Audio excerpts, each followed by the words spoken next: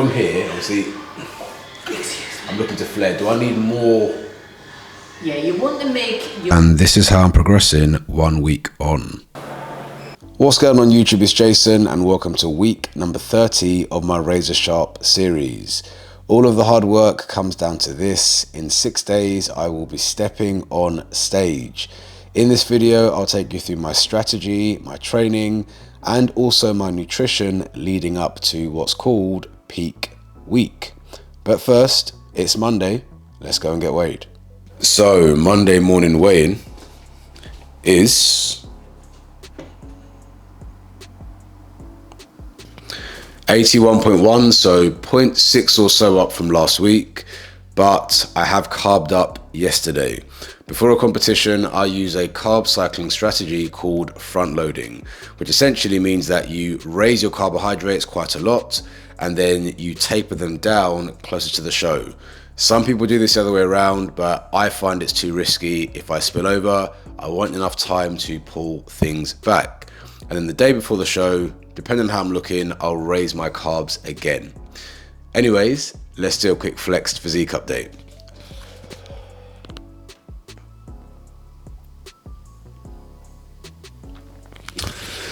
So looking good, let's measure my waist.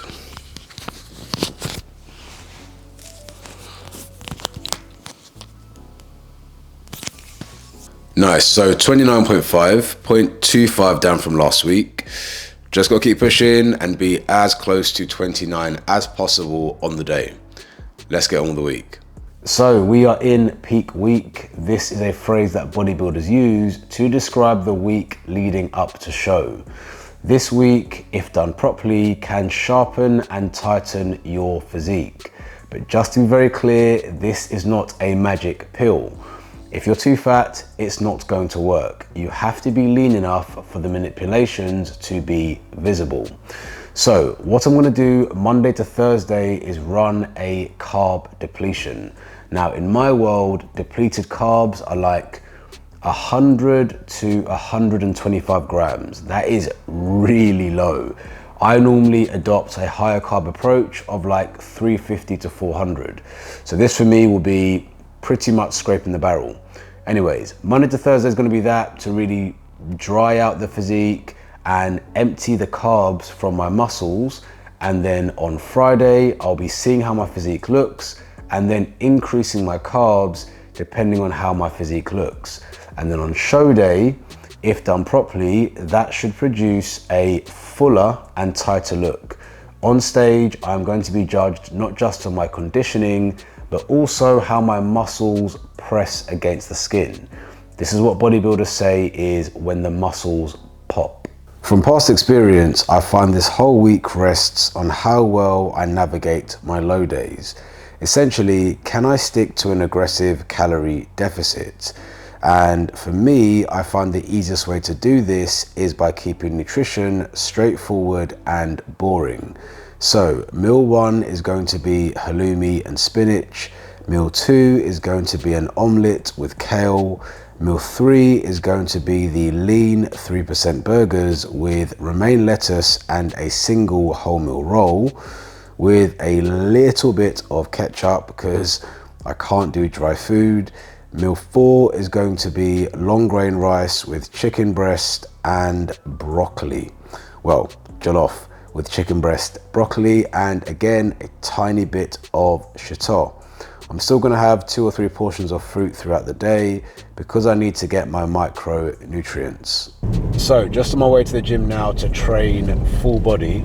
During peak week, I change my training slightly in that I don't do upper and lower body splits. I do a full body session and I also don't train till failure. I look to drop the weight to about 50 to 60% of what I would normally lift and then get around 15 to 20 reps. The goal this week is to deplete glycogen as much as possible. Just to be clear, I'm not doing lighter weights, higher reps for any magical toning up effect.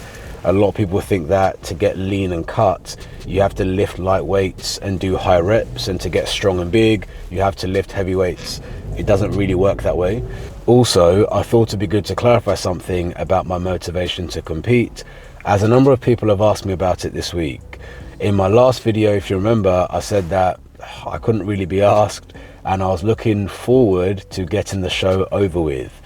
And that's because the main reason I decided to compete wasn't for the sake of competing. A lot of bodybuilders want to compete because they love competing. They like getting on stage and getting shredded and being the best bodybuilders in the world. For me, the main motivation about competing was all about discipline. I'm setting myself, and I have set myself, some very aggressive goals over the next 1 to 2 years. And I've noticed something, that whenever I'm in top physical condition and my mind is right, everything else becomes easy. And so I thought, right, what better way to do that than get myself down to single digit body fat and push the body. It's not that I don't want to compete. I'm still going to see it through and do what I've been doing the past 20, 30 weeks or whatever. It's just that I'm not passionate about bodybuilding competition per se. I'm using this as a means to an end, or as a tool to accomplish much bigger goals. Right, that's out the way. Let's go and train. So we'll kick off with seated rows. The plan here is not to go heavy, but to have a nice controlled lifting session that focuses on intensity and the pump. Don't want to go too heavy, don't want to damage the muscles at this stage. I'm going to be stepping on stage in 6 days' time, so it's all about control.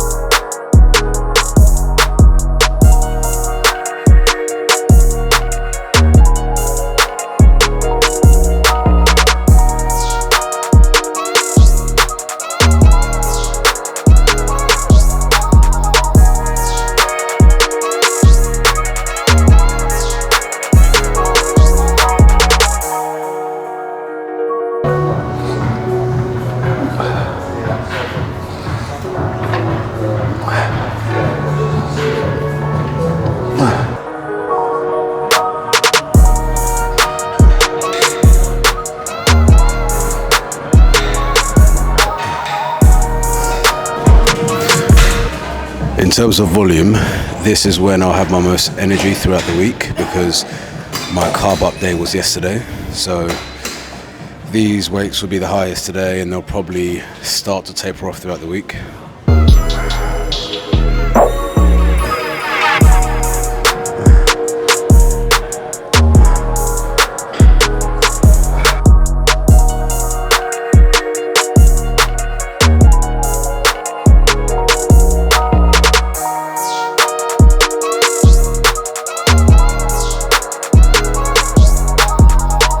Quick highlight of my posing session last week. I never need to do this. No, or this. You don't, because they're not. They don't force that from the pose. So from here, obviously, I'm looking to flare. Do I need more? Yeah, you want to make your upper body as wide as possible. So your top line, underneath your collarbone, across from your shoulders, your delts should be the outermost part of your physique. So although people talk about a lat spread, your lats are spread, but the other thing is shoulders maketh the man. You want to cap, So the cap of your shoulder to the lower part of your waist is your V taper, and that's what you need to show to the judges. Okay. And this is how I'm progressing 1 week on.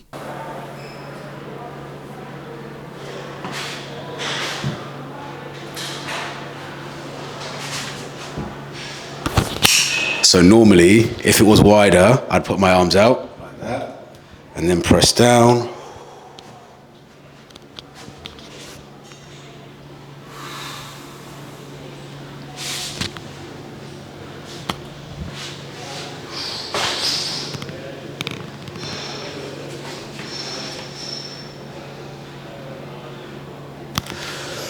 So we're getting there in terms of the posing routine and how we flow. Now just to dial in the conditioning. So guys, that is everything. As you can see, Rebecca got some Viral cookies from M&S. Shortbread Chocolate- ones. Yeah, chocolate buttons shortbread on the 4 days I'm going to be depleting my carbohydrates. Teething problems I know. of competition Sorry, prep guys. when you have someone who's not a bodybuilder and is not on board with the program. These were viral. Look, these are viral cookies, and I saw them on TikTok, and I just wanted to try them, and I happened to fall into the basket in M&S. I know that shortbread's your favourite, but this hasn't come at a worse time, has it? As I said, we did this competition for discipline, and this is going to be the ultimate test. This is what you would describe as balance. Yeah, outside Hashtag competition prep, balance. to be honest, this is the kind of thing I would have like very casually once or twice a week. But in competition prep, when we are pushing carbs down, this is the kind of thing you don't bring home in front of your ravenous husband. But yeah, hope you enjoyed this video. Don't forget to like it if you did. Subscribe to my channel to follow me on this journey, and I'll see you again soon. Bye.